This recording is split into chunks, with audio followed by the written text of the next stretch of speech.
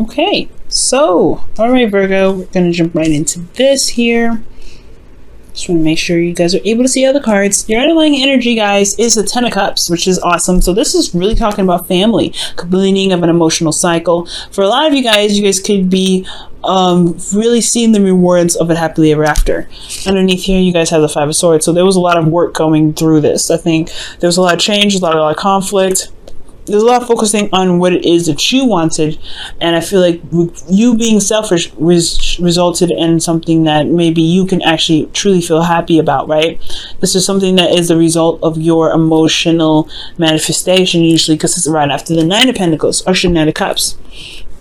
So, with that said, I do feel like for a lot of you guys, this could be indicating family. There could have been a bit back and forth with family, but I do feel like this is talking about your happily ever after, right? This is really indicating what truly makes you happy. This ending of a cycle emotionally, if it's not something that's necessarily 100% happy, okay? So, with your current state of being, you guys have the Ace of Wands. So I feel like y'all are excited and ecstatic to start something new. I think there is probably a kindling of an old flame, because the Ace of Wands can indicate rekindling of an old flame, okay? But this could also indicate that there is this exciting new beginnings. There's a lot of passion being initiated here. Things could be happening a little fast, but I feel like there's just a lot of excitement in this energy right now. Where you guys want to be?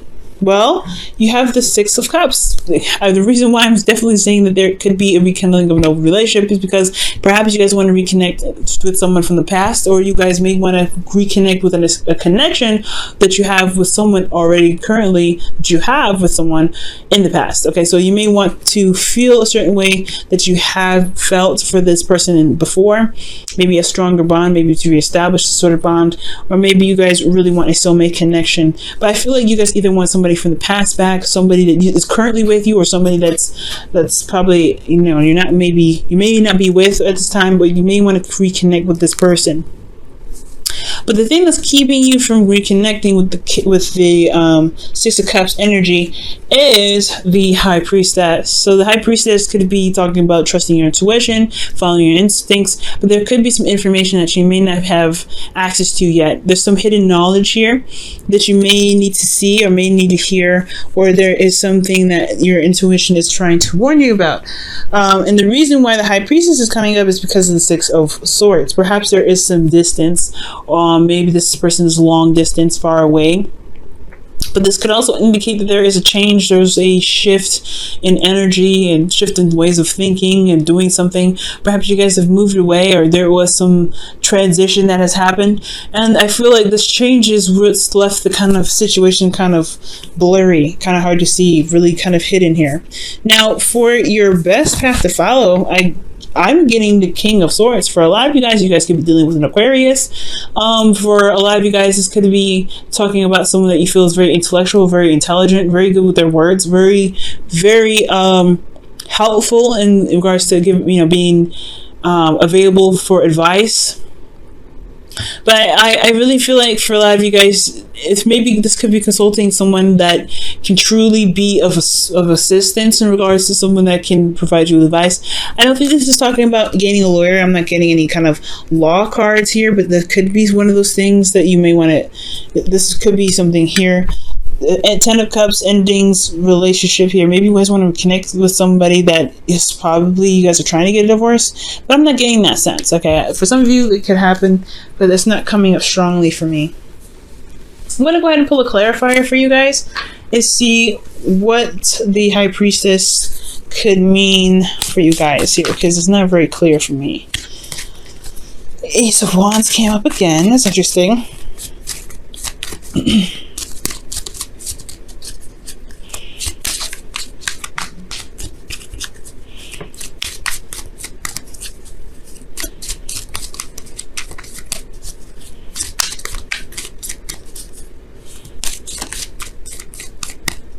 So what it is, the High Priestess, the Queen of Pentacles. So you guys could be dealing with a Capricorn, Taurus, or Virgo, another Virgo here. But maybe there's someone that's secretly, maybe they're not necessarily committed, or you may not be committed to them 100%. Why does the High Priestess come? Well, why does the Queen of Pentacles come up with the High Priestess? That's a good ass question.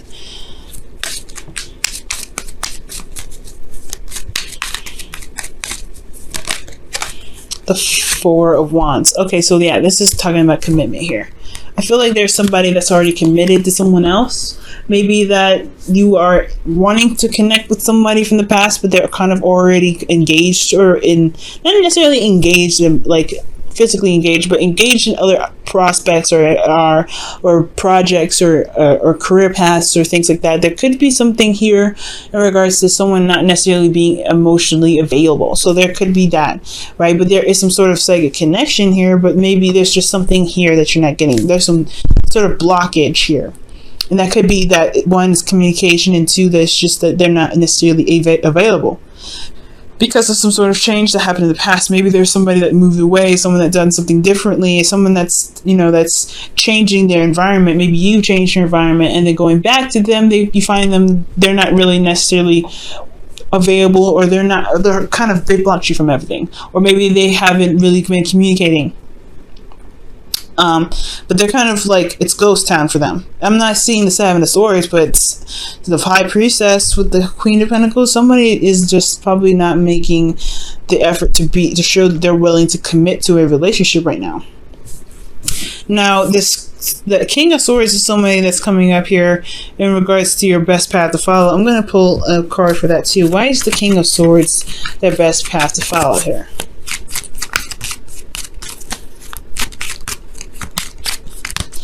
You know, and also with the High Priestess there, this could be that you don't maybe necessarily trust yourself with committing to someone, probably because you made a transition already, something that you maybe moved away from a relationship that was probably not the best, and you were making strides to be in a place where you can prosper, or build a new relationship where it's more healthy and more beneficial for you. But maybe it's just like you don't trust your intuition right now to know that you are committed to this person, or you are not necessarily committed to a person, but committed or willing to commit to building another relationship to kind of get yourself to a place of commitment, I feel like. So that could be that too, guys.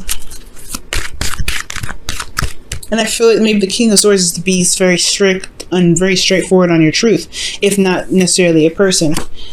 King of Swords. Okay, so this is someone from your past here. So I feel like the best path to follow is indicating that maybe communicating with this person and talking to this person about how you feel about them, or feel about this connection. You have a soulmate connection with this person in the past, and this person is possibly an Aquarius. But okay, 9 of Cups is coming up. So yeah, your heart's desire is this person, this King of Swords here. So I feel like making it very clear for yourself, and very, being very straight up with yourself, and just figuring out what it is that you truly want. Do you want a relationship with this exact person, or do you want to be in a relationship again? Do you just want to feel love? Because if you just want love, that is perfect. Manifesting a person is not necessarily a good thing. You're disrupting free will. You're hijacking somebody, and there may not they come to love you as you wish they would. You want to manifest love from how you feel, and I feel like the best way to do that is to know exactly what it is that you want in a relationship. That may be exactly what you want to do, but it's going to require you to trust yourself and to know what you want, and to trust your intuition, to allow yourself to be open to your emotions and allow things to flow through you, right? To be emotionally open. And I feel like for a lot of you guys are working. Maybe you guys are really focusing on your career paths, but you do want a sense of commitment. You want a commitment here, but you just don't know if you can really be emotionally open like that again, especially after such a difficult transition. Now, I feel like I said before, your best path to follow being the King of Swords is going to require you to know exactly what you want and to really stand by your truth, but also to really remember the last time that you've been in a relationship that's worked out for you, that's made you happy. This could be with somebody or someone that you know that you've had a good experience with, but maybe not have, it doesn't necessarily have to be a 100% successful relationship, but it can have instances where you felt very happy, that you felt very in love. So remembering these times can help you manifest a real relationship coming back to you, right? because you are feeling the vibration of your own happiness, right? So you know what you want.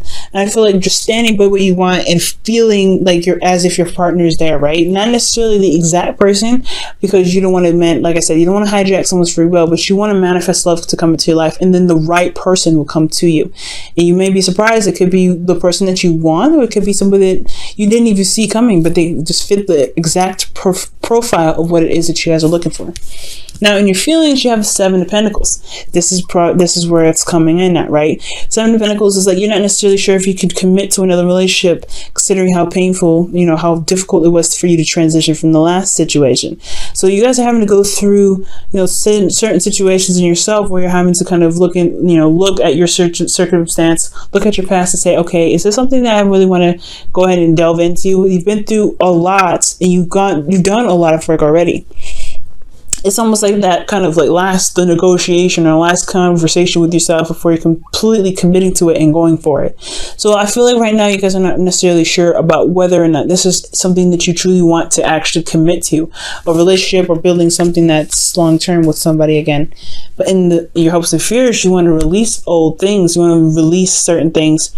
You want change, right? You want a transition. Six of Swords is, in a sense, is a transition. However, it's more of it's nothing as serious as death. And I feel like you guys want change, but you're also afraid of the change. It's releasing those things that, kept us sane for a while and really just kind of held us back from being able to manifest. But that's also a good and a bad thing, right? Just like we're human beings. We're afraid of change, but we want change. And I feel like for a lot of this, you guys want to release something, some old ways, or some past pains and some past disappointments, something that's keeping space for you to really manifest something.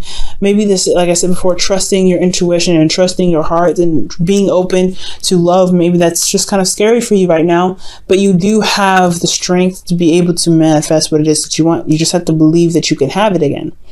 Now, for your outcome, you have the Chariot. Now, I like this. This is talking about victory, but this is also one victory that it's going to require effort because you're having to balance your head and your heart. So as long as you maintain yourself and keep things balanced, keep things afloat, constantly trying to be open emotionally, having your heart open, that's going to be a little bit of effort, right? To having to constantly make sure that you are trying to allow love to come in while you're also releasing things that keep you from being able to manifest love. With that kind of constant pattern, you're going to bring in victory. You're going to see the results that you're looking for. You're going to see that, love can come in. You're going to feel more love for yourself. And as a true result of what your manifestation will come in with.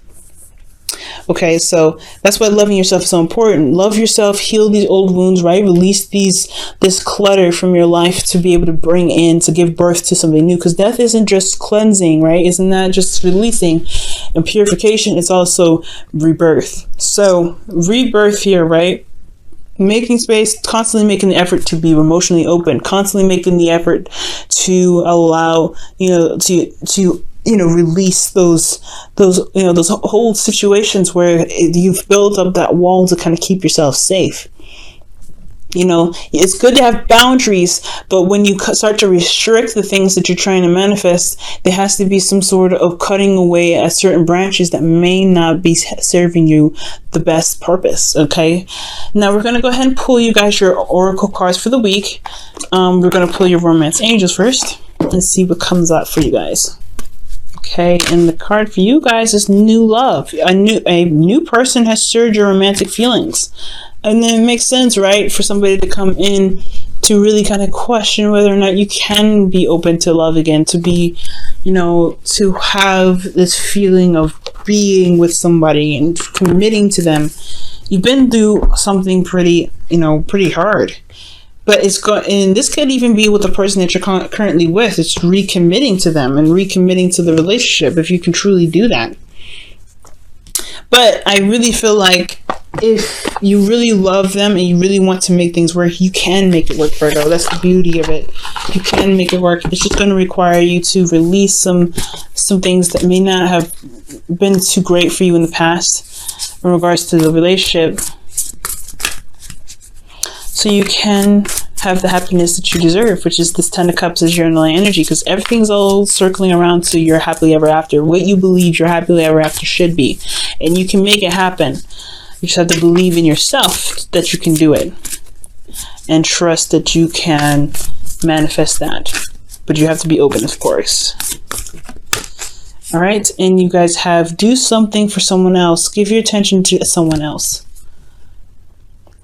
Okay, so I really feel like building time, spending time with this person, right? Getting to know them to really figure out whether this is a relationship for you or a relationship where you can truly be committed to. That is the best way to really decide whether or not you can, bring in this new love, right? If this is the new love that you're looking for, if this is the happily ever after that you can, that you've been envisioning, that you've been wanting for a while, that you dream or want to manifest. So giving your time to someone else really talks about getting to know them, putting, all of your time, well, not all of your time, putting all of your focus onto them to really understand who they are for you, right? Because we do everything for ourselves.